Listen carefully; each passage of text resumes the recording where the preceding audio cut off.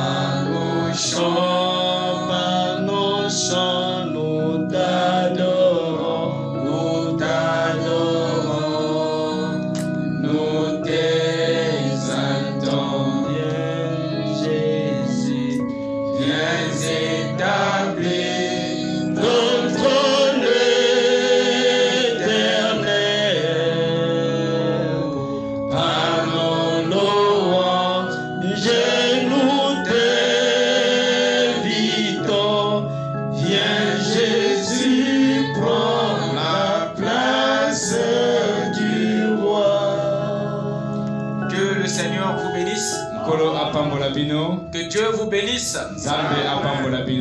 Nous remercions le Seigneur pour la grâce qu'il nous a accordée ce soir de venir dans sa présence.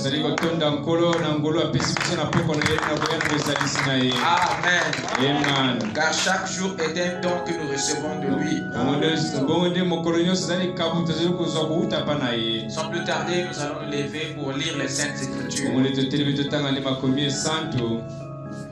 Nous allons lire dans Psaume 103, le verset 19 à 22. Ensuite, nous prendrons le livre des Hébreux. Nous lirons le verset 14.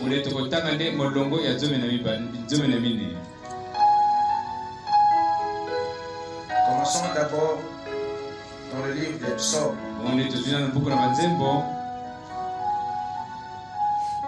À partir du verset 19. Psaume 103, pardon, verset 19 à 22.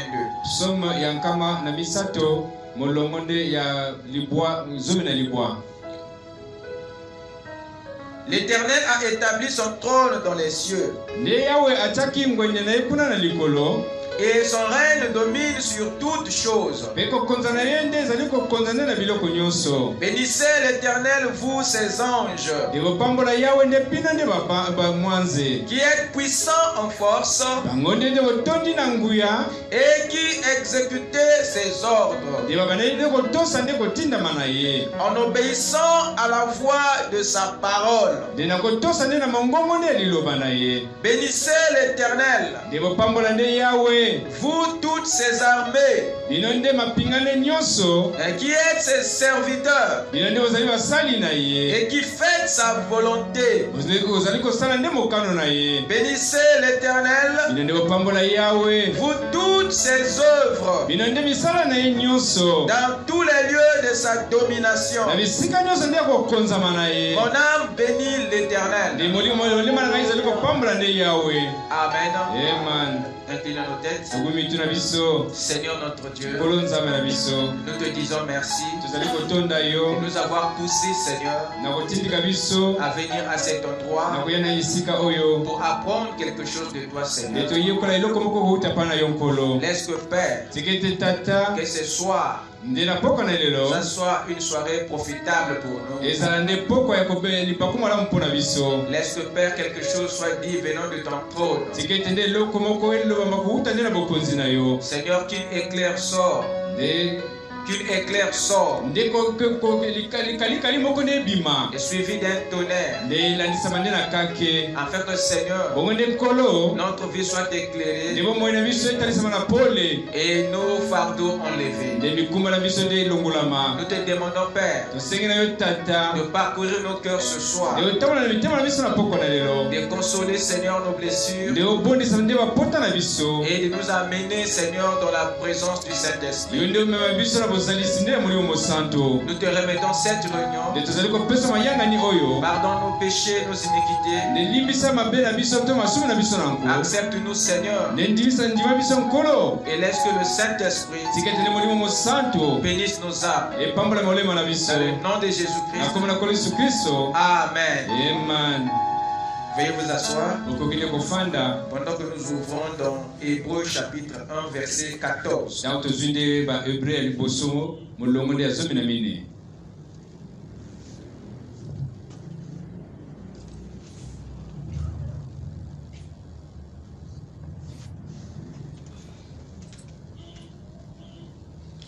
Ne sont-ils pas tous des esprits au service de Dieu,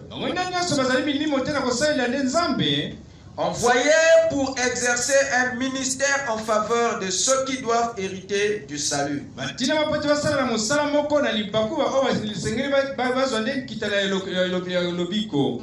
Ne sont-ils pas tous des esprits au service de Dieu, envoyés pour exercer un ministère en faveur de ceux qui doivent hériter le salut?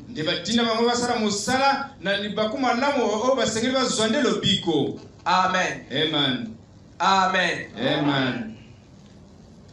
Ce soir, je vais devoir parler sur le ministère des anges.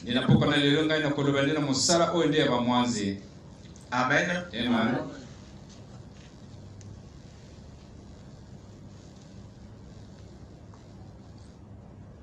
Nous venons de voir tout à l'heure ou d'entendre dans ces saintes écritures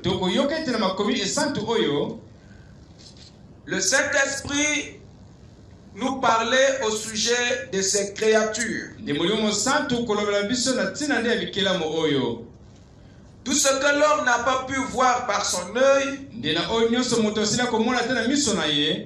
le Saint-Esprit l'a écrit pour que l'homme le voie. C'est la manière de Dieu de nous tenir au courant des réalités invisibles. Car le prophète dit que la Bible ou les Écritures, c'est Dieu s'offrant à nous sous forme d'écriture.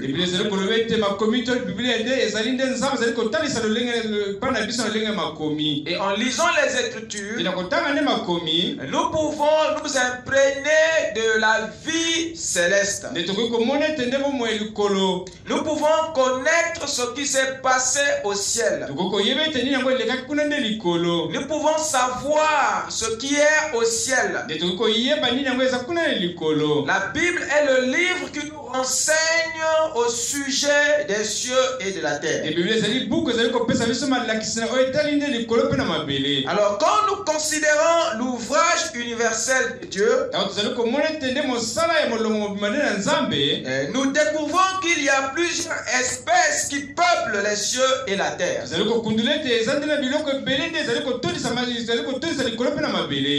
au milieu de tout cela, nous ne savons toujours pas de quelle espèce Dieu lui-même est issu. Nous ne savons toujours pas à quelle espèce Dieu lui-même appartient. Dieu a-t-il une espèce? Dieu appartient-il à une espèce? La Bible ne nous dit rien de concret là-dessus. Car c'est difficile de connaître l'espèce du Créateur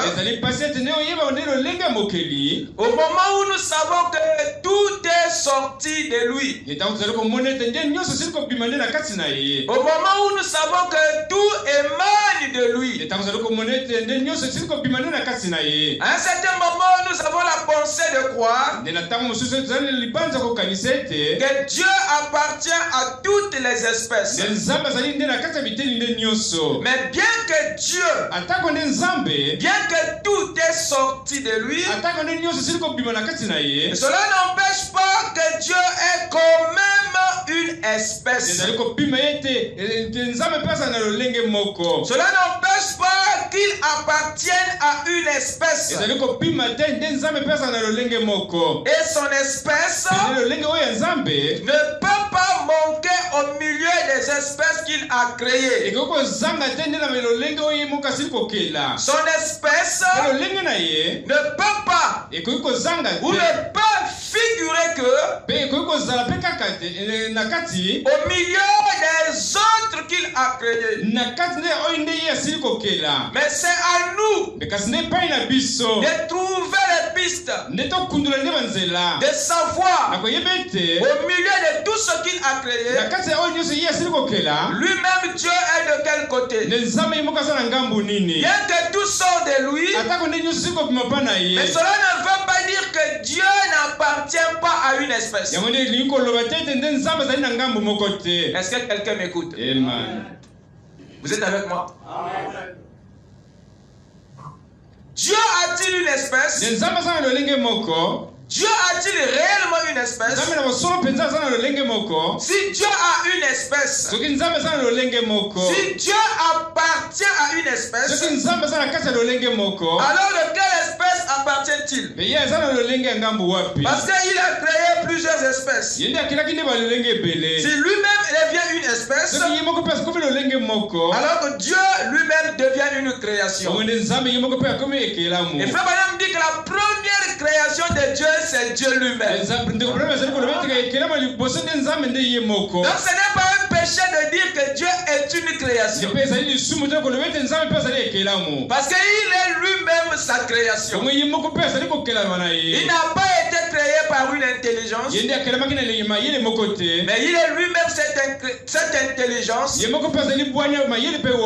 qui existe par lui-même. Dieu a créé plusieurs espèces que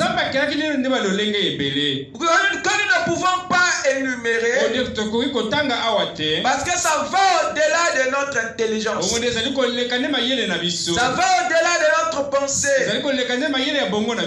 Mais nous pouvons retracer ce qui est à notre portée. Dieu en a créé plusieurs, et parmi lesquels nous pouvons citer. Nous avons l'espèce divine. Commençons par cette espèce-là. Amen. Amen.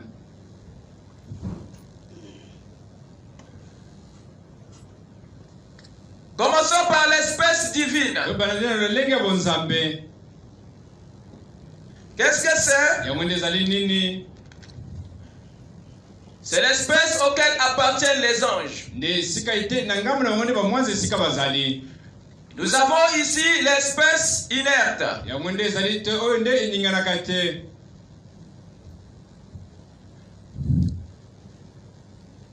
C'est le groupe auquel appartiennent la terre, la pierre. Vous êtes avec moi? Amen. Nous avons par exemple ici l'espèce végétale.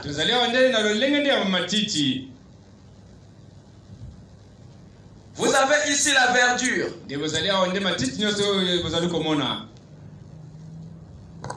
Nous avons par exemple l'espèce animale.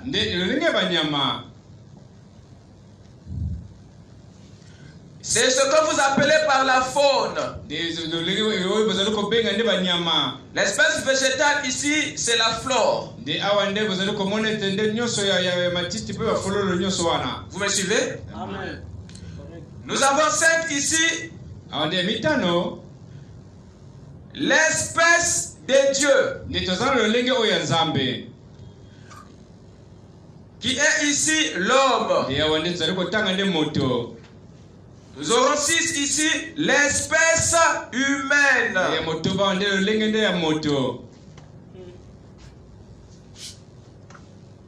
Nous avons ici le corps physique.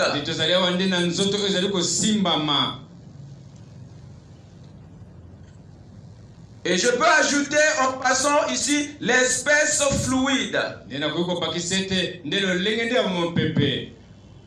Tout ce qui coule. Et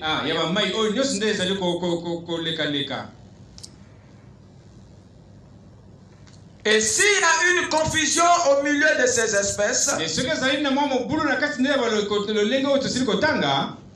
ce sera entre l'espèce animale et l'espèce humaine. S'il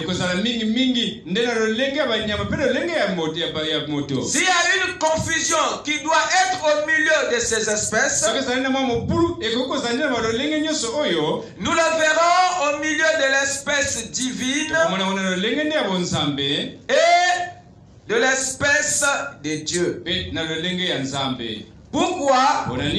Parce qu'il y a une grande ressemblance. Frère Branham dit qu'il y a une affinité entre l'espèce humaine et l'espèce animale. Il dit qu'il y a une affinité. Ce qui revient à dire que cette affinité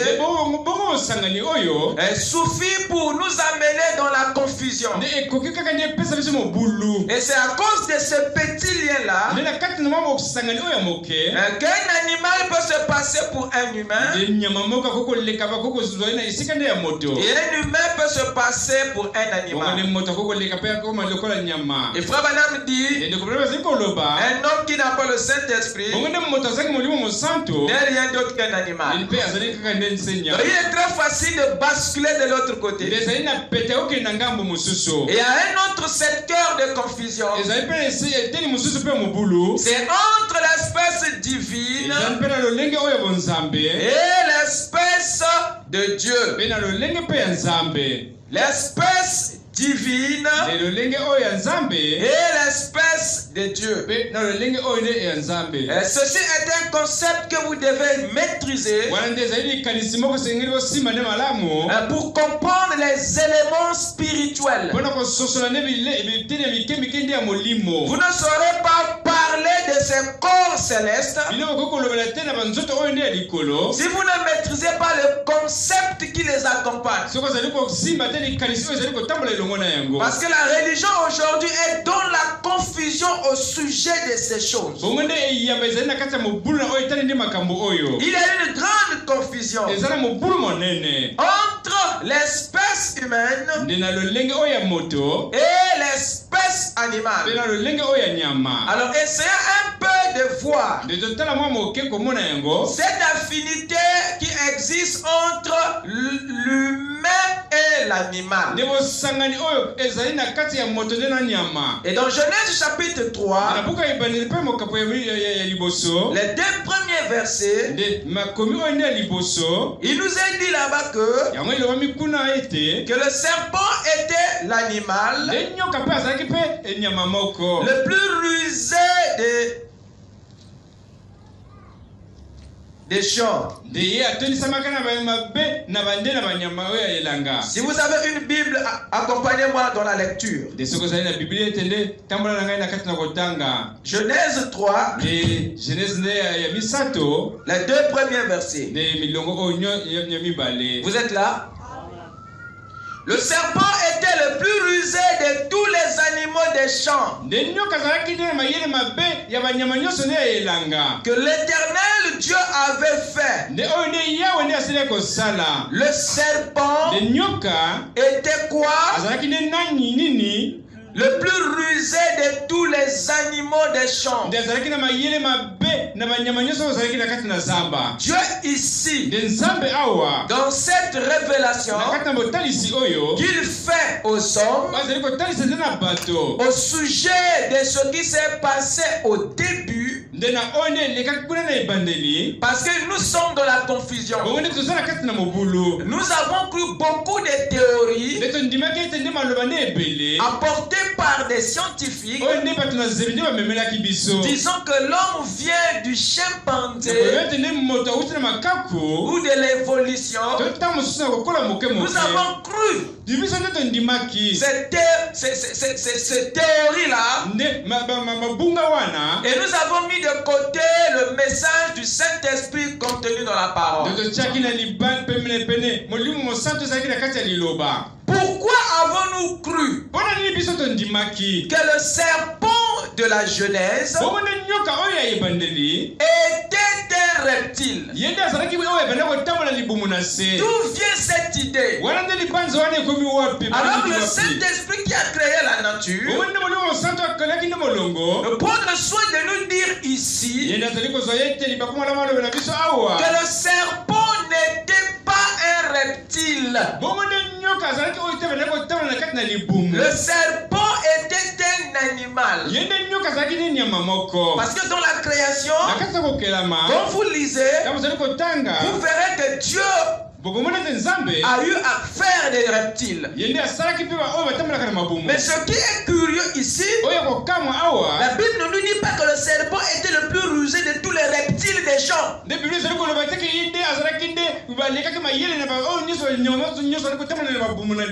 de tous les animaux des champs. Et l'homme vivait aussi dans un champ. Et le prophète dit: savez-vous que l'homme est aussi un mammifère au sang chaud qui allait son bébé avec le lait maternel, comme le fait certains mammifères? Ne voyez-vous pas l'affinité? Amen. Et cet animal, au nom du serpent, parlait. Et si c'est lui qui a eu une communion avec Ève. Quelqu'un peut dire amen? Frère Madame dit ceci dans les exposés. Commençons à la page 997. Il nous éclaire ici au sujet de cette affinité. Parce que cet animal, c'était un animal qui au commencement nous a amené la pagaille dans la race humaine.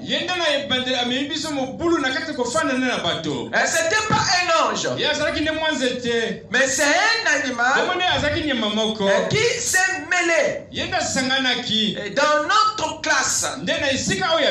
C'était le serpent qui s'est mélangé, qui s'est infiltré dans l'espèce humaine.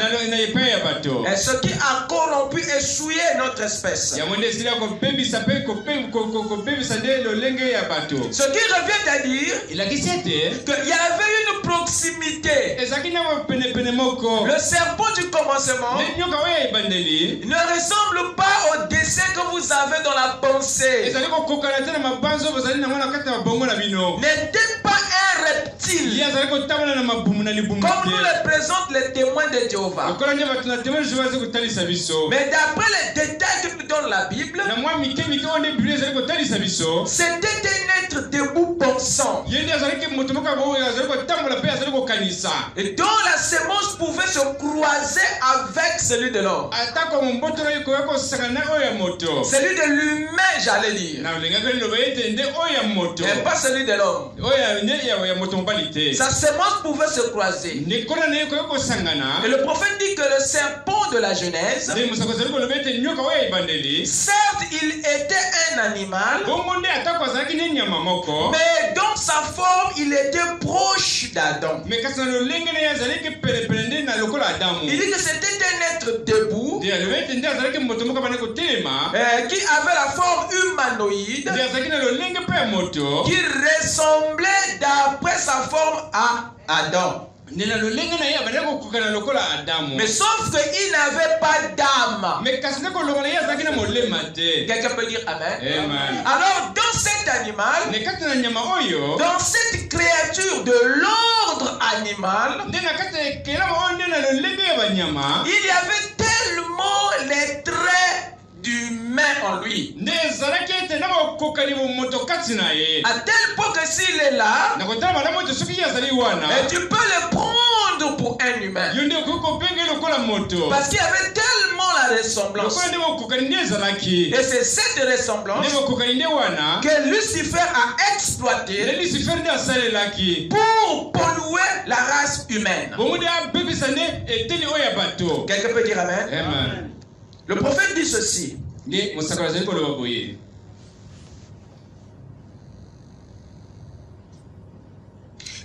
Je suis ici à la page 97, exposé.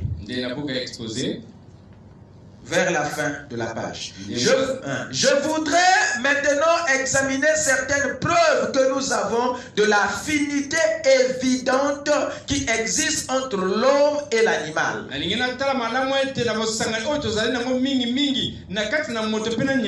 C'est un fait physique. Savez-vous qu'on peut prendre les cellules embryonnaires d'un fœtus avant sa naissance? Et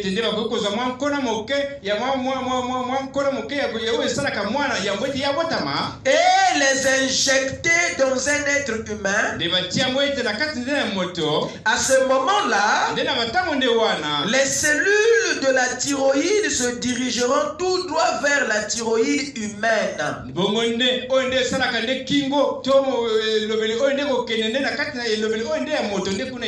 Les cellules rénales iront droit vers les reins humains. Vous rendez-vous compte combien c'est extraordinaire? Il y a une intelligence qui conduit ces cellules animales exactement au bon endroit dans le corps humain.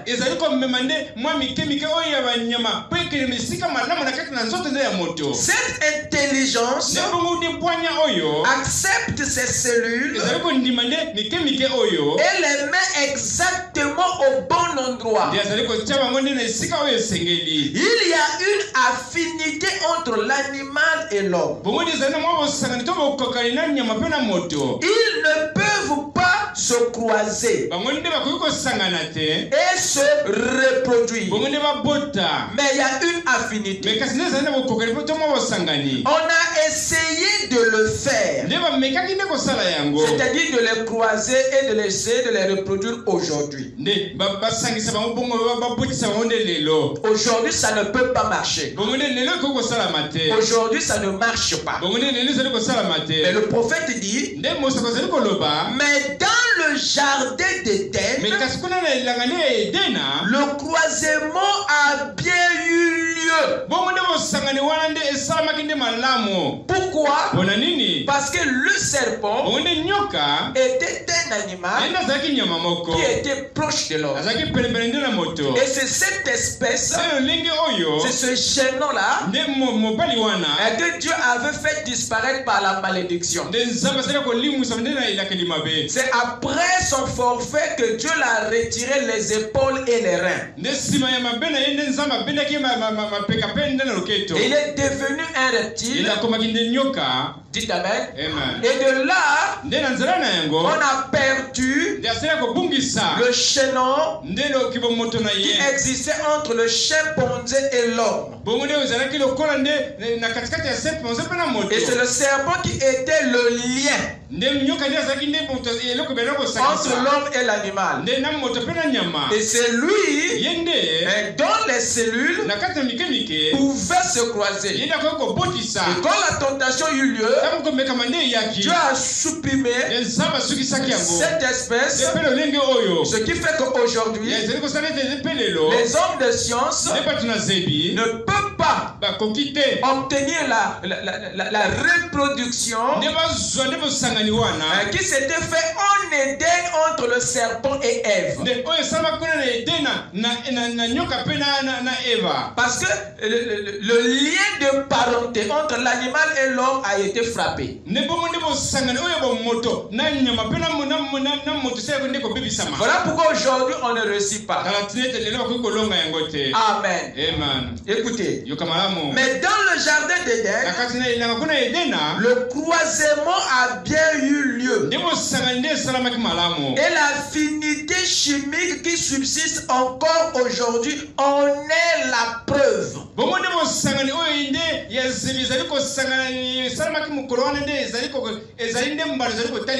il y a une affinité chimique qui est restée. Donc on peut retrouver certaines hormones dans l'homme et dans l'animal.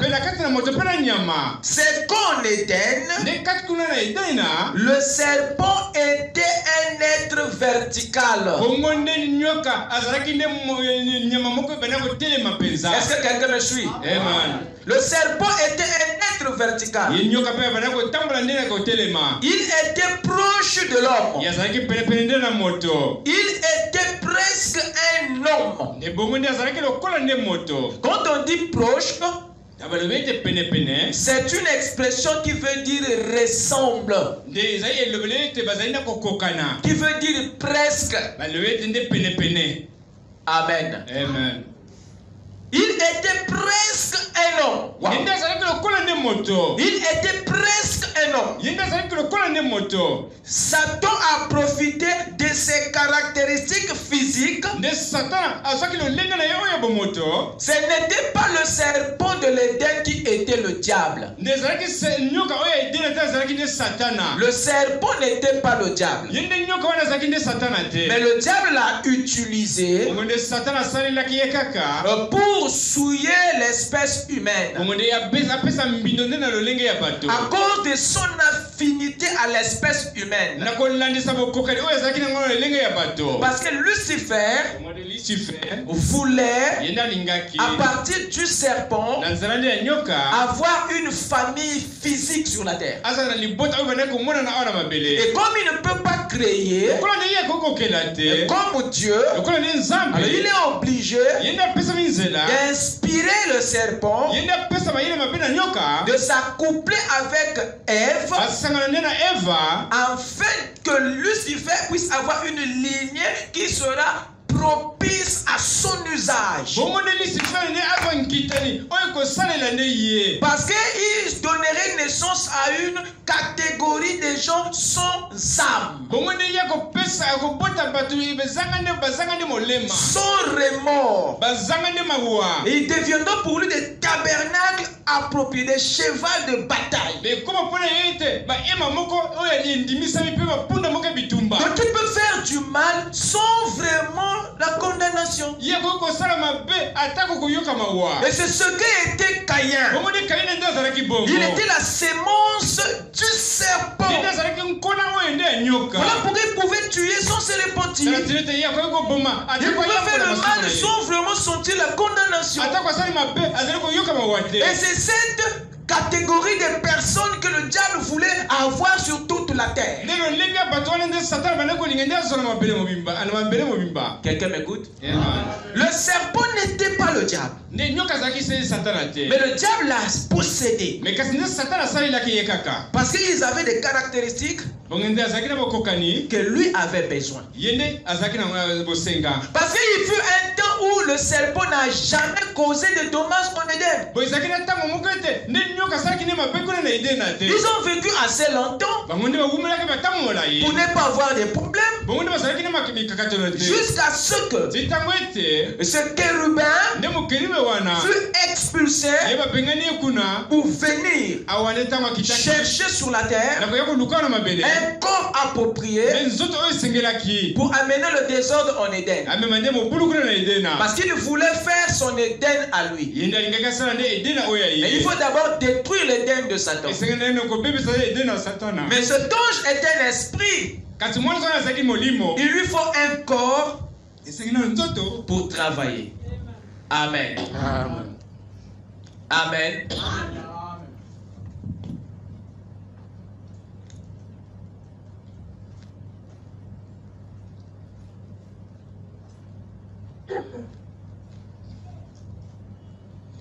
Alors écoutez. Ça peut aller.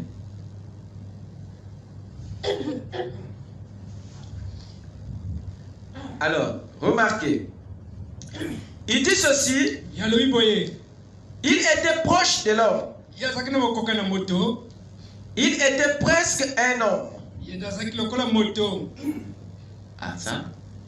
On peut forcer? Il y a quelqu'un qui peut l'aider? Ok, on va aller doucement. Il était presque un homme. Satan a profité des caractéristiques physiques du serpent afin de l'utiliser pour séduire Ève. Ensuite, Dieu a détruit cette forme de serpent. Aucune autre bête ne peut se croiser avec l'homme. Mais l'affinité est présente. L'affinité est présente. Quelqu'un peut dire amen? Amen. Et c'est cette affinité, c'est ce lien entre l'animal et l'humain que cet ange déchu a exploité pour nous éloigner du jardin, pour briser notre relation avec Dieu. Alors tout ce qui se ressemble ne veut pas simplement dire que c'est la même famille. Quelqu'un peut dire amen? Amen. Le serpent n'avait pas d'âme. Écoutez ce qu'il ajoute encore ici. Allons-y à la page 94. C'est ici que nous recevons la vraie révélation de la sémence du serpent. Voici ce qui est réellement passé dans le jardin d'Éden. La parole dit que Ève a été séduite par le serpent. Elle a été séduite au plein sens du terme par le serpent. Dans Genèse 3:1, il est dit que le serpent était le plus rusé de tous les animaux des champs.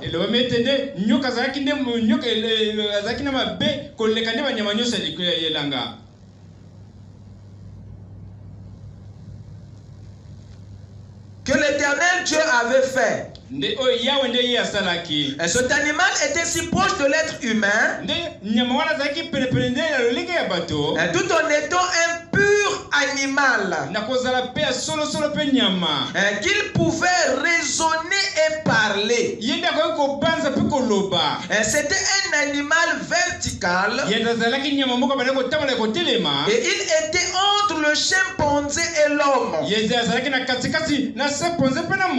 mais plus proche de l'homme.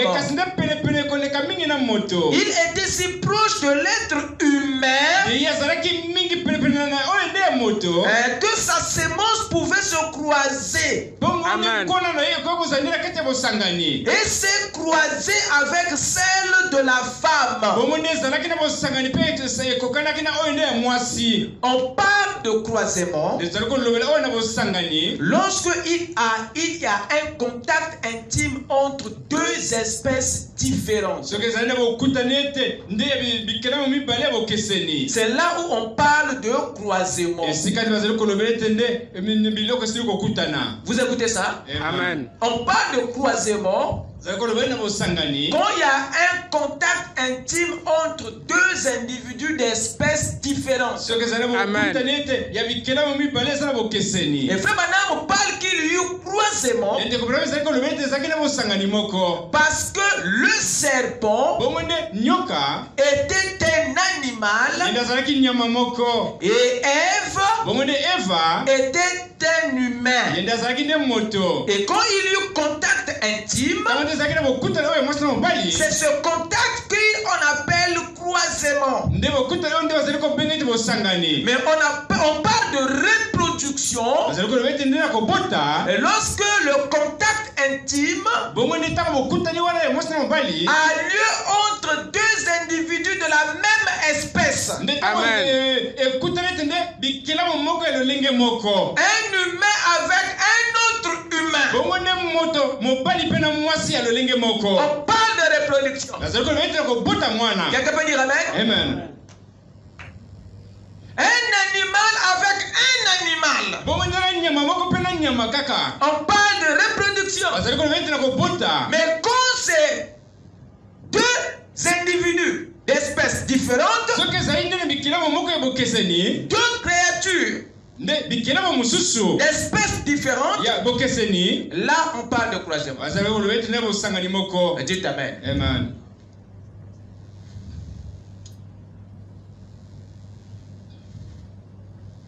Et c'est ce qui s'était passé en Éden. Il était si proche de l'être humain que sa sémence pouvait se croiser. Et c'est croisé avec elle, avec celle de la femme. Ce qu'il a fait concevoir. Donc Ève avait conçu du serpent. Et Jean dit que le serpent était du Caïn était du malin. Et il dit ceci: quand ceci s'est produit, Dieu a maudit le serpent. Il a changé chaque os du corps du serpent pour l'obliger à ramper comme un reptile. La science peut vous essayer tant qu'elle voudra. Elle ne trouvera pas le chaînon manquant. Dieu a vu cela. Et comme l'homme est intelligent, il voit qu'il y a un lien entre l'homme et l'animal. Et il essaye de l'expliquer par l'évolution. Il n'y a pas d'évolution. Mais il est vrai que l'homme et l'animal se sont croisés. C'est là un des mystères de Dieu qui était resté caché. Mais le voici révélé. C'est arrivé là-bas au milieu de l'Éden. Quand Ève s'est détournée de la vie pour accepter la mort. Remarquez ce que Dieu leur a dit dans le jardin. Je mettrai une inimitié entre toi et la femme, entre ta postérité et sa postérité. Le serpent avait sa postérité. Dieu, quand il est descendu, il a dit au serpent: je mettrai une inimitié entre la sémence de la femme et la sémence du serpent. Donc le serpent avait une sémence. Mais où était-elle? Dans le ventre de Ève. Et c'est cette sémence qui a donné Caïn. Et la sémence de l'autre, c'est celui qui a donné Abel. Amen. Alors, qu'est-ce qui explique réellement la colère de Dieu ce jour où la parole fut brisée?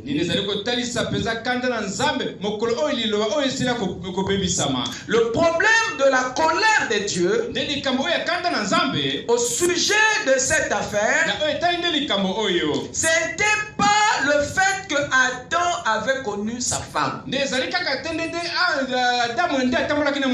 C'était pas ça la colère de Dieu. Certes, en disant à l'homme et à la femme de ne pas manger l'arbre, car le jour où vous en mangerez, vous mourrez. Et Dieu était en train de les protéger, parce qu'il y a un temps pour chaque chose. C'était pas le moment pour Adam et Ève de manger cet arbre. Et pendant cette période, Dieu voulait d'abord les aider à comprendre quelque chose avant de les autoriser plus tard à le toucher peut-être. Donc Dieu lui-même savait quand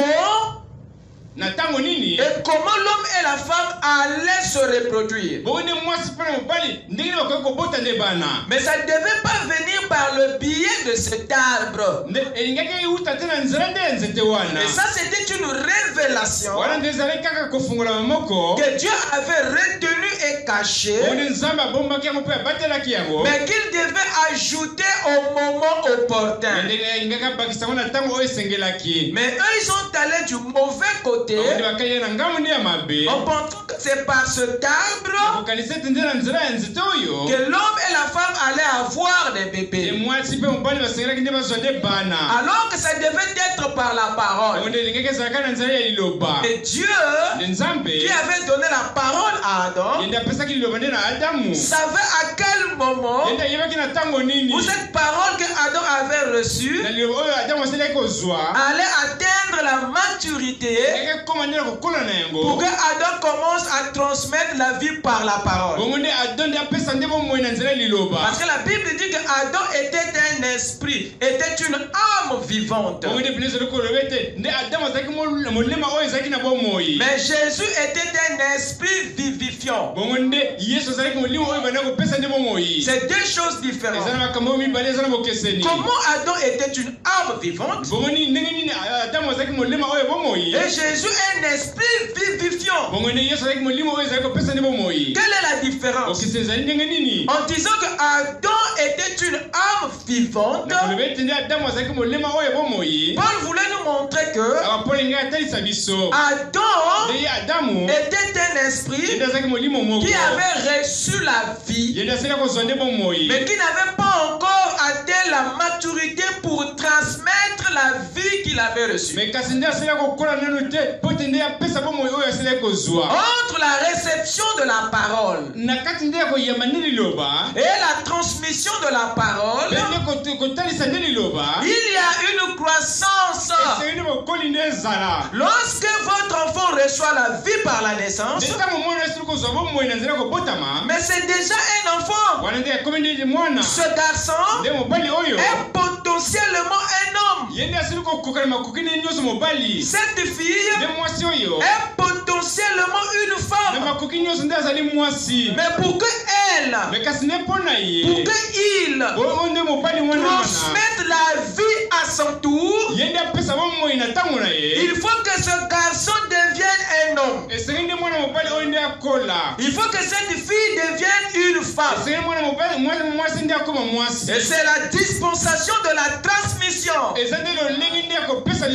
Mais avant cette croissance, c'est pas bon. Adam, est-ce que quelqu'un m'écoute? Quelqu'un m'écoute? Adam n'était pas né physiquement bébé. Il n'est pas né bébé. Adam est né adulte dans son corps, mais il était enfant dans son esprit. La croissance d'Adam ne pouvait pas être physique. La croissance d'Adam ne pouvait pas être physique, parce que c'était un corps adulte. Mais sa croissance était spirituelle. Il y a des domaines de vie que Adam ne maîtrisait pas encore. Donc Dieu a scellé la reproduction pour amener sa sémence à la maturité. Afin que Adam soit aussi en mesure d'appeler les corps à l'existence comme Dieu a appelé la lumière à l'existence. On va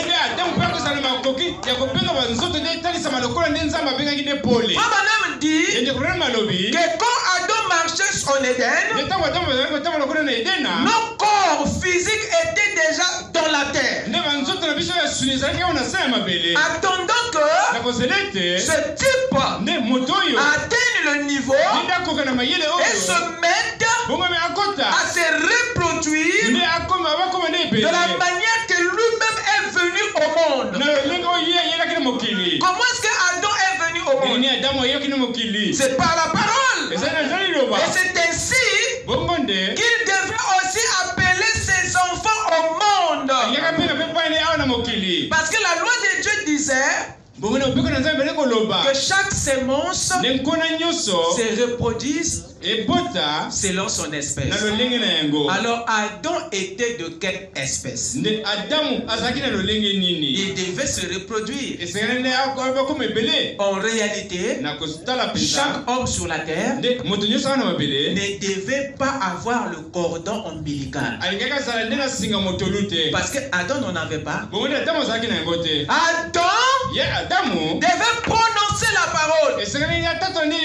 Que Gershom soit. À ce moment-là, la parole partait et rassemblait les 16 éléments et formait un corps. Et Gershom, qui est une théophanie, il rentre dans le corps que Adam a appelé à l'existence. Et c'est comme ça que moi je quitte le monde invisible et je rentre dans le corps que mon père Adam a créé et je descends par le faisant l'homme. C'est dans un tourbillon que je rentre et ma vie sur la terre commence. Ça devait être de cette manière. Ça ne devait pas être par le sexe comme le serpent l'a enseigné à Ève. Est-ce que quelqu'un peut dire amen? Et Dieu a scellé le mystère pour garder Adam et Ève en dehors de cet arbre. Parce que Dieu devait les introduire dans la dispensation de la croissance. La parole qu'il leur avait donnée devait grandir en eux. Jusqu'à ce que le temps arrive et qu'ils mangent l'arbre de vie pour qu'ils se mettent maintenant à communiquer la vie. Mais entre la période où ils ont reçu la vie et le temps où ils devaient maintenant transmettre cette vie, il y a eu chute, ce qui a brisé le processus. Et Adam est mort sans avoir transmis la vie qu'il avait reçue au début. Il n'a pas réussi à avoir un fils qui lui ressemblait. Dites amen. Abel n'avait pas le même corps physique qu'Adam. Abel est né au travers d'une femme. Mais Adam n'est pas venu par une femme. Adam n'avait pas le cordon ombilical, mais Abel l'en avait. Le corps d'Adam était un corps alpha. Mais le corps d'Abel était un corps de péché. Est-ce que quelqu'un peut dire amen? Il a failli Adam. Alors c'est ainsi que Christ devait venir. Lui le second. pour relever le défi. Lui au moins il a réussi là où Adam n'a pas réussi. Lorsqu'il a reçu la vie, Jésus était capable de nous la communiquer. La preuve que vous l'avez reçu à la Pentecôte. Et il a eu des hommes et des femmes qui portent son nom, sa nature. Et vous êtes des Jésus dans la continuité. On dit Amen. Alors remarquez, la colère de Dieu au sujet de la chute n'était pas vraiment en rapport entre ce qui s'est passé entre Adam et Ève. La colère de Dieu, ce n'était pas vraiment en rapport avec le contact intime entre Adam et Ève. Dieu ne s'était pas vraiment fâché pour ça. Parce que il y a là un contact entre deux individus de la même espèce. Mais Dieu s'est fâché. Et nous avons été frappés de tout ce que nous connaissons aujourd'hui. Parce que un animal a eu un contact avec un humain. Et de ce contact est né Caïn. Ce qui a brisé la loi que Dieu avait établie en Éden. Donc les sémences n'ont plus respecté leur espèce. Et le péché irrite Dieu. Le fait qu'un animal a connu un humain, il n'y a rien au monde qui peut mettre Dieu hors de lui que ça. Parce que l'animal n'a pas été créé pour s'accoupler avec l'humain. Et lorsque ceci a lieu, ça ne peut qu'appeler la foudre. Voilà pourquoi Dieu est descendu dans Kourou. Il dit mais c'est inhumain ça. C'est anormal. Vous avez brisé les lois de la vie. Et vous avez engendré une espèce que je n'ai jamais programmée. Caïn était un hybride. Et Dieu n'a pas aimé ça. Voilà pourquoi il nous a frappés. Et la douleur de Caïn, de Adam et de Ève fut majorée à cause de cette affaire. Et depuis lors, Dieu ne veut pas que ceci se poursuive sur la terre. Et lorsque les Blancs sont rentrés dans cette affaire, alors Dieu ne peut amener autre chose que la destruction. Quelqu'un peut dire Amen? Et jusqu'à aujourd'hui, le même démon est en train de vouloir faire convaincre les gens sur ce lien afin de continuer à faire ce qui s'était passé au début. Raison pour laquelle dans les sociétés où le diable a beaucoup de l'emprise, ces choses se font. Vous êtes avec moi? Amen. Voilà alors le lien que l'ennemi exploite. Alors allons rapidement pour voir la ressemblance entre l'ange et l'homme. Parce que notre objectif est de voir comment est-ce que les anges effectuent leur ministère. Mais il était important de passer par là afin que les fondements soient solides. Il y a donc une ressemblance entre l'espèce divine et l'espèce de Dieu. L'espèce divine ici, c'est l'ange.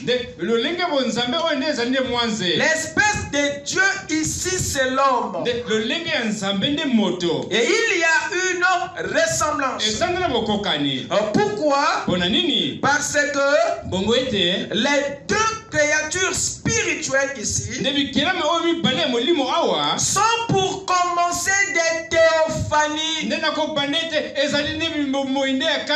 Lorsqu'on parle de l'homme, lorsque Dieu parle de l'homme, il ne parle pas de cette masse de chair.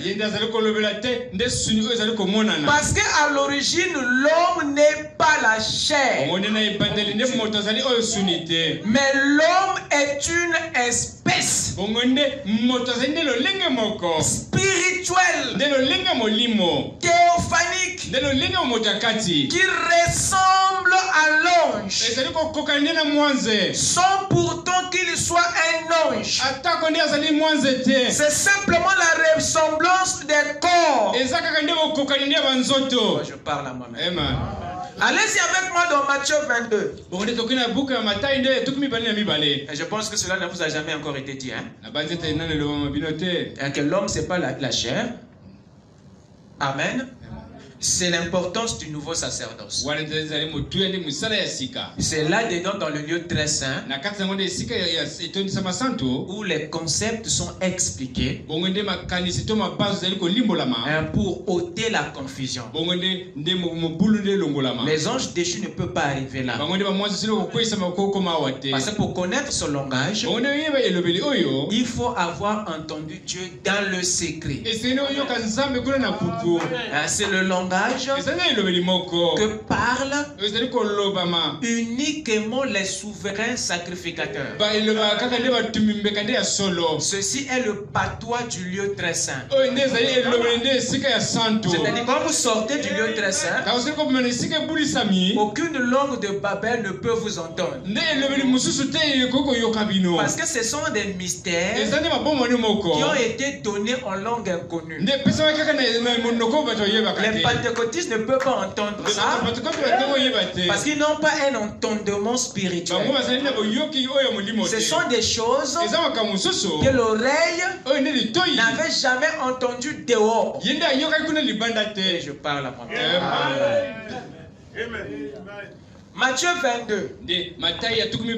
Allons-y exploiter la ressemblance des corps spirituels. Et vous verrez à quel point l'homme ressemble à l'ange sans pourtant être un ange. Quelqu'un peut dire amen? Amen. Et ça, c'était resté confus. Et quand Jésus est venu sur la terre, il a fait le même constat. Que la religion n'avait aucune maîtrise des choses spirituelles. Mais c'est plutôt celui qui parlait, qui prêchait le royaume, qui savait la différence entre les anges et les hommes, qui avait la maîtrise des principes. C'est Jésus, cet homme qui ne prêchait que le royaume des cieux. Les pharisiens étaient paumés de ce gars. Oh, le royaume des cieux est semblable. Il n'avait rien d'autre dans sa bouche que le royaume. Dites amen. Parce que les pharisiens croyaient que Dieu habite dans la religion. Voilà pourquoi ils ont même adoré le serpent des reins. Dites amen. On ne vivra jamais la parole. Si on reste dans la religion, pour que la parole qui devienne naturelle pour vous, il faudrait que la parole vous soit prêchée dans le royaume, plus dans la religion. Ce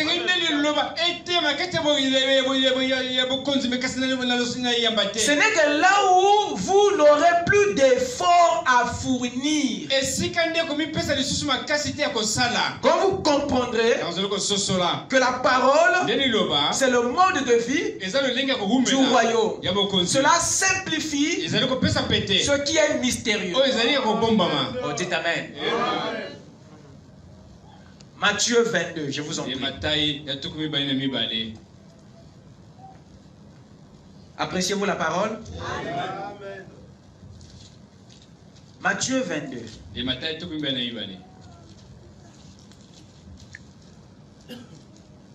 Prenez le verset 30 avec moi.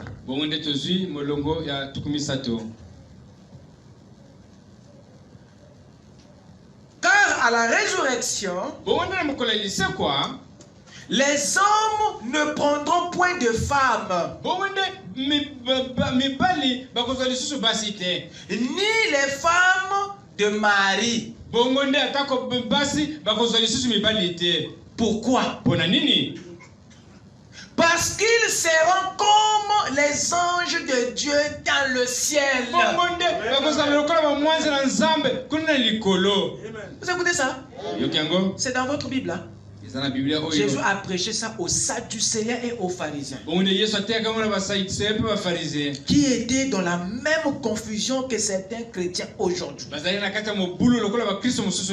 Jésus leur fait comprendre que à la résurrection, les hommes ont un corps qui ressemble aux anges. Le corps des hommes est comme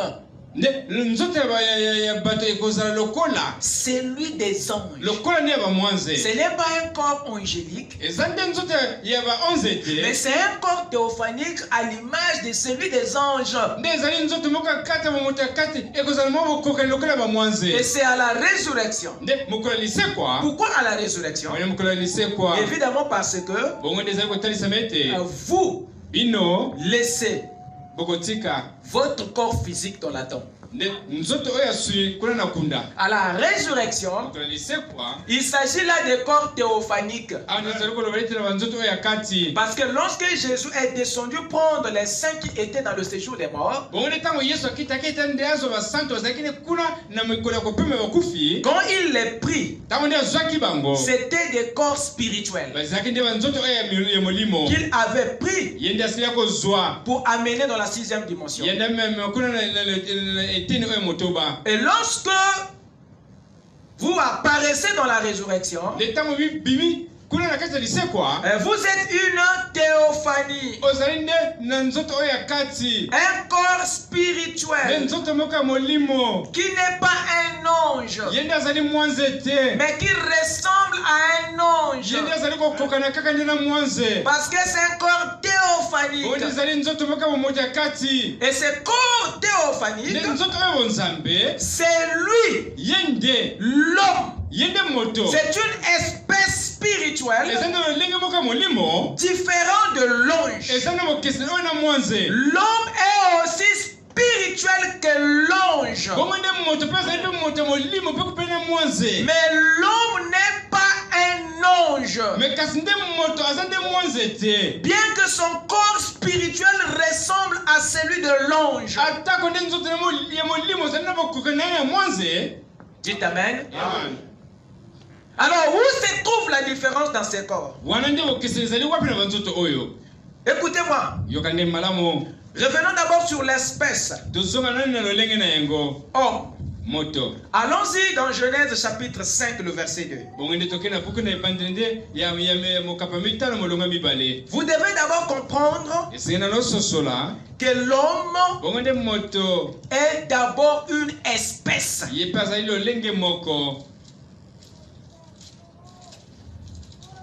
Genèse 5, je vous en prie.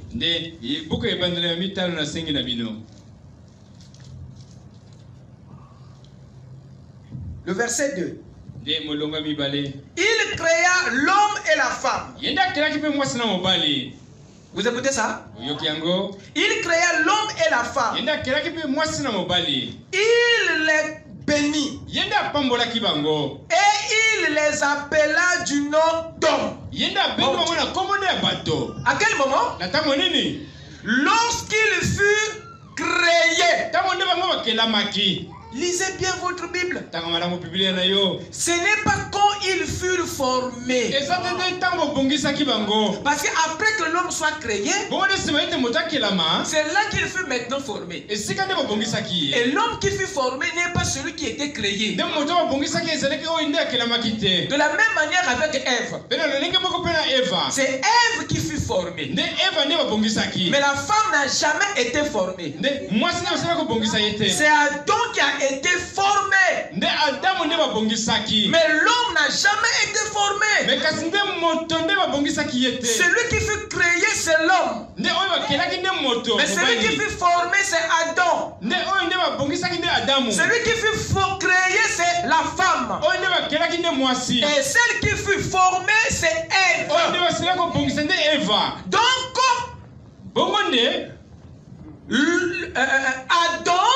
Adam, c'est le mal. Pourquoi?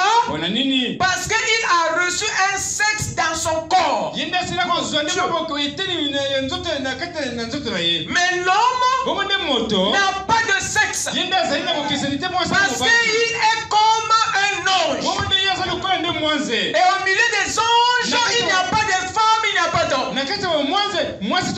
J'allais dire que parmi les anges, il n'y a pas de sexe. Dans ce corps théophanique, il n'y a pas de sexe comme sur le corps physique.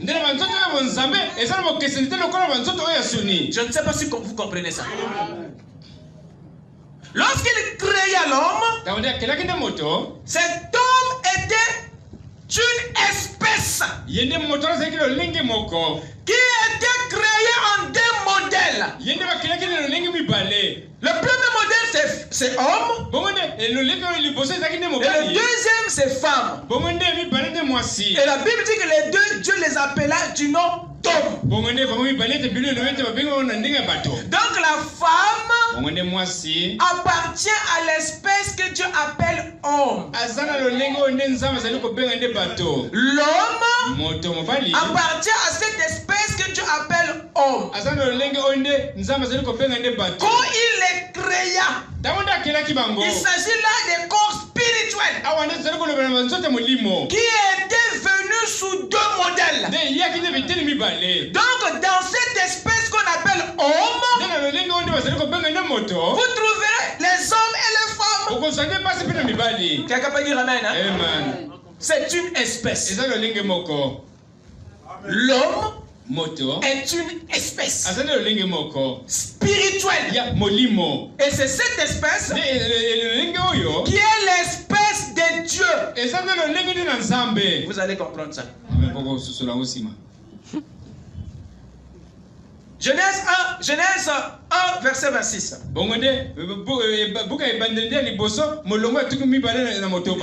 Dieu créa l'homme, cette espèce, en deux modèles, homme et femme. Et il le créa à son image. Aussi l'homme est à l'image de Dieu. C'est que Dieu lui ressemble à l'homme.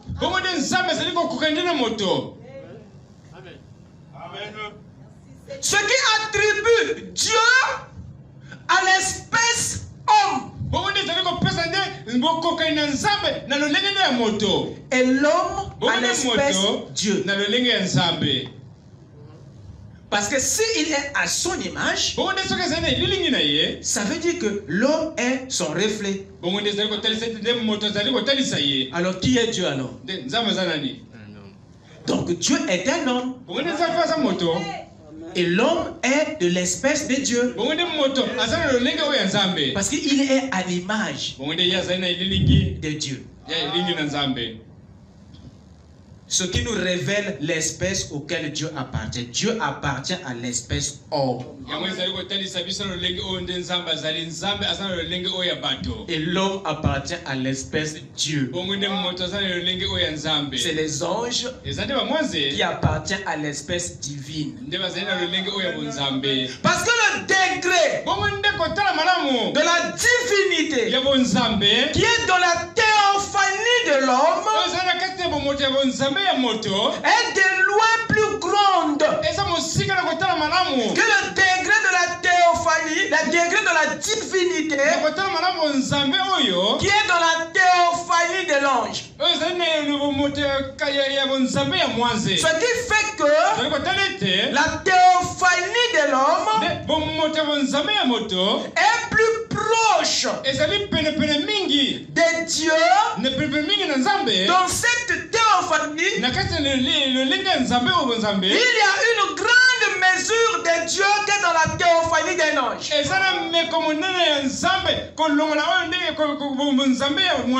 Parce que l'homme est un esprit, est une théophanie que Dieu a créée à son image. Par contre, l'ange est un esprit ou une théophanie que Dieu a créée, mais pas à son image. Donc la dose de la divinité qui est dans la théophanie de l'homme est de loin supérieure à la dose de la divinité de Dieu qui est dans la théophanie de l'ange. Ce qui fait que, bien que les deux soient des théophanies, mais ce sont des théophanies qui appartiennent à des espèces différentes. L'ange est une théophanie qui appartient à l'espèce divine. Mais l'homme est une théophanie qui appartient à l'espèce de Dieu. Et ça donne à l'homme la position de fils. Et l'ange la position de serviteur. Je veux entendre un amen.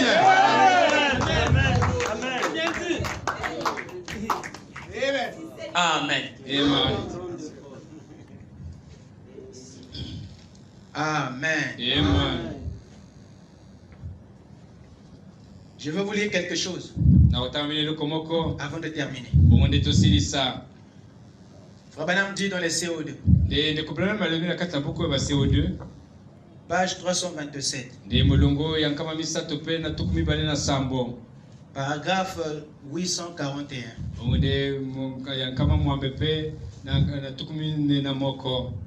Eh bien, mon cher frère sanctifié, ma chère sœur sanctifiée, avant la fondation du monde, quand Dieu vous a créé à son image, l'homme à son image, et créé la femme à l'image de l'homme pour la gloire de l'homme, il vous a fait sous forme de théophanie, tout comme lui-même. Tout comme lui-même. Quand il a dit, faisons l'homme à notre image, à notre ressemblance, une théophanie. Amen. Dieu n'était pas encore devenu chair. Il était dans une théophanie. Quelqu'un peut dire amen? Amen.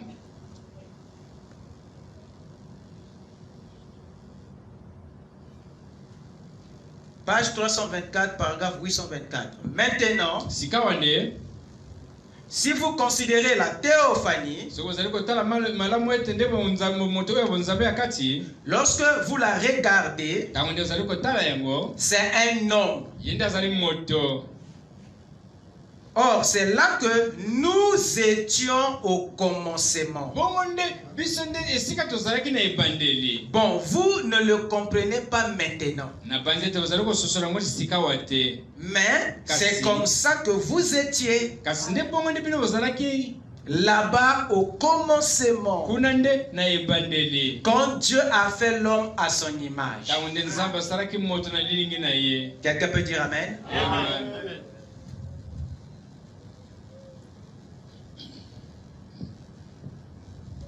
Donc la ressemblance est au niveau de la forme. L'ange comme l'homme sont tous les deux des théophanies, mais qui ont une dose de divinité différente.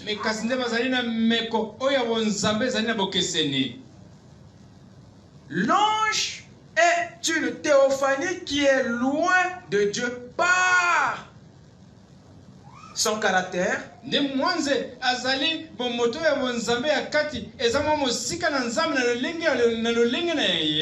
l'homme est une théophanie qui est proche de Dieu par son caractère. Alors, remarquez avec moi cette position de l'homme a fait que qu'il soit héritier de la concession royale. Qu'est-ce que Dieu dit au sujet de l'ange? Voilà ce qu'il est dit dans Hébreux chapitre 1.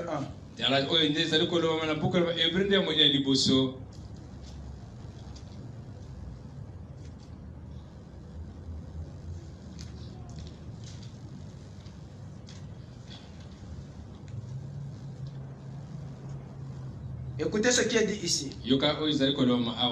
À partir du verset 5. Hébreux 1, verset 5 à 8. Car auquel des anges Dieu a-t-il jamais dit tu es mon fils? C'est Dieu qui parle, qui pose une question. Donc il veut savoir. Il veut qu'on lui dise si nous savons. Il dit à qui parmi les anges que Dieu appelle par fils. Vous écoutez ça? Auquel des anges Dieu a-t-il jamais dit tu es mon fils? Il n'y a aucun ange à qui Dieu appelle par son fils. Il n'y en a pas. Mais pourtant ils sont grands en force et en puissance. Ce sont des créatures intelligentes. Mais Dieu ici dit personne de tous les anges que moi j'appelle par fils. Que le Seigneur vous bénisse. Nous allons poursuivre prochainement. Le temps est parti. Que le Seigneur vous bénisse. Appréciez-vous la parole. Acclamons le Seigneur. Amen.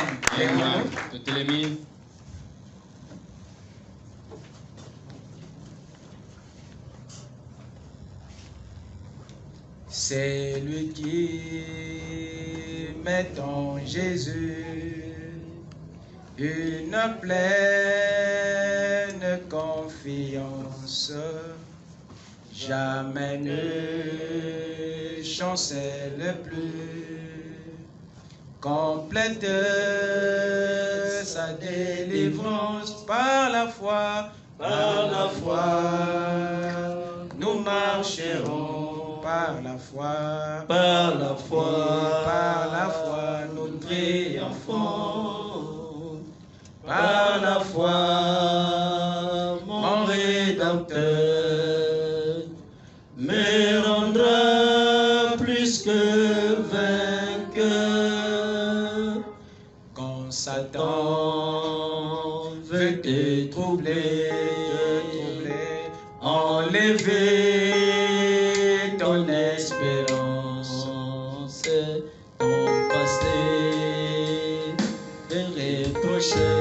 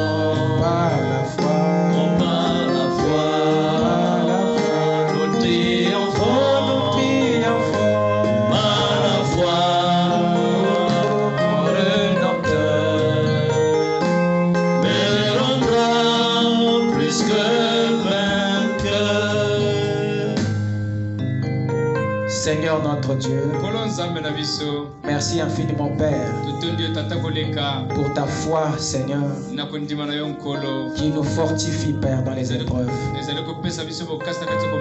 Car nous savons oh Dieu, c'est toi qui tiens le passé, c'est toi qui tiens le présent, et c'est toi qui tiens notre futur. Notre ancre tient fort parce que tu es celui qui nous a créés et tu as mis en nous Seigneur ton image de telle sorte que nous ressemblons à personne d'autre qu'à toi-même. Seigneur Dieu, laisse que Père ton image soit imprimé en chacun de nous. Fortifie Seigneur chaque homme et chaque femme. Je prie Seigneur que ta divinité agisse en eux. Que cette grande fontaine d'amour Seigneur se déverse dans leur âme. Que toi l'enseignant intérieur, tu continues à œuvrer dans nos âmes. Amène à la vie Seigneur tout ce qui était mort en nous. Puisses-tu créer et tout ce qui n'existe pas dans nos foyers.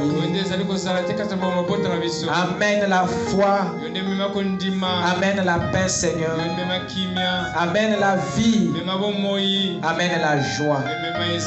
Enlève toutes ces monstres d'amertume et que l'ange de Dieu comme autour de ton peuple. Sois notre parapluie en temps de pluie et sois l'ombre qui nous garde Seigneur, et sois la main qui nous protège contre les attaques visibles et invisibles de l'ennemi.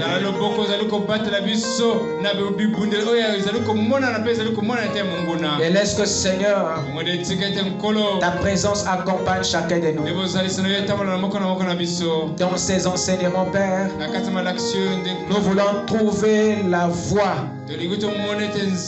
de la divinité, la voie de notre victoire, la voie de notre grandeur, parce que nous sommes des hommes qui ressemblent à Dieu. Nous ne ressemblons pas aux humains, c'est seulement notre corps, mais notre âme ressemble à toi, Seigneur. Alors laisse le Père que ta divinité qui est en nous puisse s'emparer de nos épreuves, puisse résoudre nos problèmes, puisse expulser le diable, puisse créer la vie, puisse créer tout ce qui nous manque, parce que tu es le Dieu de la création et tu nous as donné la parole avec laquelle tu as appelé le monde à l'existence, et que chaque enfant de Dieu ce soir part avec cette grande mesure de Dieu en lui, et qu'il parle, et le Saint-Esprit qui est en lui agira. Nous nous confions à toi. Nous croyons que les malades sont guéris, les affligés sont consolés, les peureux ont eu le courage, les rétrogrades sont ramenés à la vie, et le Saint-Esprit est entré en action. Dans le nom de Jésus-Christ, nous avons ainsi déclaré notre victoire. Amen. Que Dieu vous bénisse. Que Dieu vous bénisse. Allez dans sa paix du Seigneur. Shalom.